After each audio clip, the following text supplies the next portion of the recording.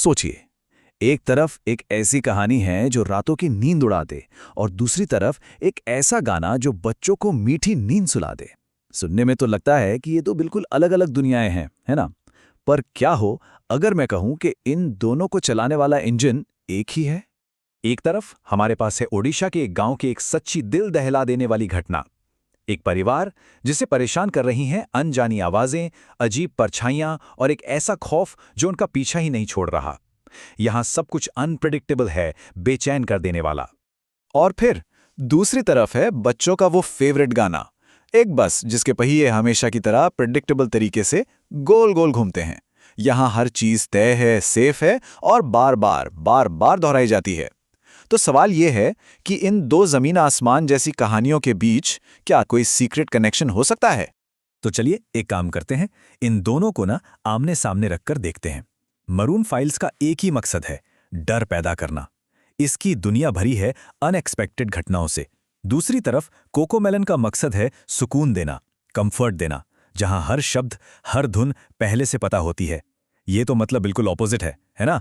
तो फिर वो कौन सी कड़ी है जो इन दोनों को जोड़ रही है? यही तो पता लगाना है। अब इस पहेली को सुलझाने के लिए ना हमें सबसे पहले डर की बनावट को समझना पड़ेगा।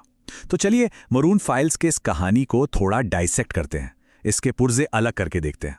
अब यहाँ एक बहुत दिलचस्प बात है। डर जो है ना, वो एकदम से हमला नहीं करता। वो धीरे धीरे, बहुत धीरे धीरे जहन में अपनी जगह बनाता है। देखिए कैसे। सबसे पहले बस एक परछाई दिखती है, फिर कई दिनों तक छत पर किसी के चलने की वो अजीब आवाज आती रहती है। उसके बाद वो खौफनाक एहसास कि कोई बिस्तर के बिल्कुल बगल में खड़ा है, तकिए को छू रहा है। और जब लगता है कि चलो घर बदलने से सब ठीक हो जाएगा, तो वो डर पायल पहनकर साथ में नए घर में भी चला आता है और आखिर में वो अपनी पूरी शक्ल दिखा देता है। ये सच कहूं तो डर पैदा करने की एक मास्टर क्लास है। और बालकृष्ण का ये जो एक्सपीरियंस है ना, ये सबसे ज्यादा डराता है। पता है क्यों?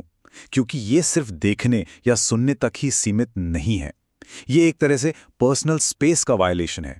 ये उस भरोसे को तोड़ता है कि इंसान कम से कम अपने बिस्तर में तो सेफ है, और यही चीज इसे और भी ज्यादा खौफनाक बना देती है। तो फिर डर पैदा करने के लिए कौन कौन से औजार इस्तेमाल किए गए? पहला तो है आवाज का हथियार।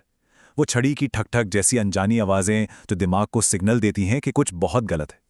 दूसरा, सेफ्टी के एहसास को तोड़ना। सोचिए, जब डर एक घर से दूसरे घर तक पीछा करे तो दिमाग को यही लगता है कि अब कहीं नहीं बच सकते। तीसरा, रहस्य का धीरे धीरे खुलना।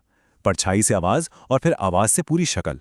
ये हमारे दिमाग को लगातार गैस करने पर मजबूर करता है और हर बार उसे गलत साबित करता है। और आखिरी, अनप्रेडिक्टेबिलिटी। ये सारी चीजें मिलकर ना हमारे दिमाग के सिक्योरिटी सिस्टम को आप कह सकते हैं हैक कर लेती हैं। ओके, तो अब इस डरावनी दुनिया से बाहर निकलते हैं और चलते हैं बच्चों की एक बहुत ही कंफर्टेबल और प्रिडिक्टेबल दुनिया में। माहौल तो यहाँ बिल्कुल अलग है, पर क्या तरीके भी उतने ही अलग हैं? देखते हैं। कोकोमेलन का जो फॉर्मूला है ना, वो एक बहुत ही सिंपल रेसिपी जैसा है। देखिए, स्टेप 1, कोई भी एक चीज उठाइए, जैसे बस के पहिए। स्टेप 2, उसे एक एक्शन दीजिए, गोल गोल घूमे। स्टेप 3, अब इसे 3 बार रिपीट कीजिए ताकि वो दिमाग में अच्छे से बैठ जाए। और स्टेप 4, आखिर में एक प्रिडिक्टेबल लाइन से उसे खत्म कर दीजिए। ये इतना ज्यादा प्रिडिक्टेबल है कि दिमाग को कोई एक्स्ट्रा मेहनत करनी ही नहीं पड़ती, और बस इसीलिए उसे सुकून और सेफ्टी का एहसास होता है। और ये पूरा का पूरा फॉर्मूला सिर्फ आवाजों पर टिका है। इंजन की एक जैसी आवाज, फिर वाइपर की वो रिदमिक आवाज, हॉर्न का भी एक फिक्स्ड पैटर्न, और यहां तक कि बच्चों का रोना भी एक ही सुर में। देखिए, हर आवाज एक लूप है, एक पैटर्न है जिसे एक बच्चे का दिमाग तुरंत पकड़ लेता है। यहां कोई सरप्राइज नहीं है, सिर्फ और सिर्फ आरामदायक रेपिटेशन।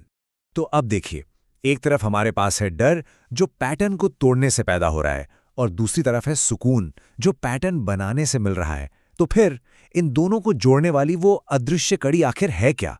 जवाब हमारे दिमाग के अंदर ही छिपा है।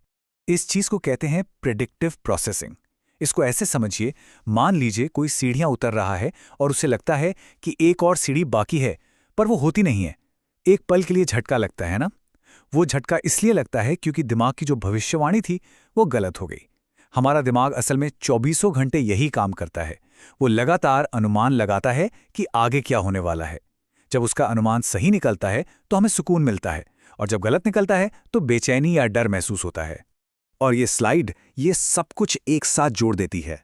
ये दोनों कहानियां असल में एक ही सिक्के के दो पहलू हैं। देखिए, ऑडिटरी क्यूज यानी आवाजें। मरून फाइल्स डरावनी अनजानी आवाजें इस्तेमाल करता है हमारे दिमाग को कंफ्यूज करने के लिए, जबकि कोकोमेलन जानी पहचानी रिदमिक आवाजें इस्तेमाल करता है उसे शांत करने के लिए। अब बात करते हैं स्ट्रक्चर की। हॉरर कहानी सेफ्टी के सारे नियम तोड़ देती है, जबकि नर्सरी राइम एक ही लूप को बार बार दोहराकर सेफ्टी का एहसास कराती है। और फिर रेपिटेशन। डर की कहानी में खतरों को दोहराया जाता है जिससे लगता है कि बचना नामुमकिन है। वहीं नर्सरी राइम में शब्दों को दोहराया जाता है ताकि सब कुछ सुरक्षित लगे। तो मकसद भले ही बिल्कुल अलग हैं, लेकिन तरीका एक ही है, दिमाग के प्रिडिक्शन सिस्टम के साथ खेलना। और ये जो खेल है ना, ये सिर्फ इन दो कहानियों तक ही सीमित नहीं है। ये पैटर्न और भविष्यवाणी का खेल असल में हमारे चारों तरफ हर वक्त चल रहा है। जरा सोचिए, किसी थ्रिलर फिल्म के बैकग्राउंड म्यूजिक के बारे में।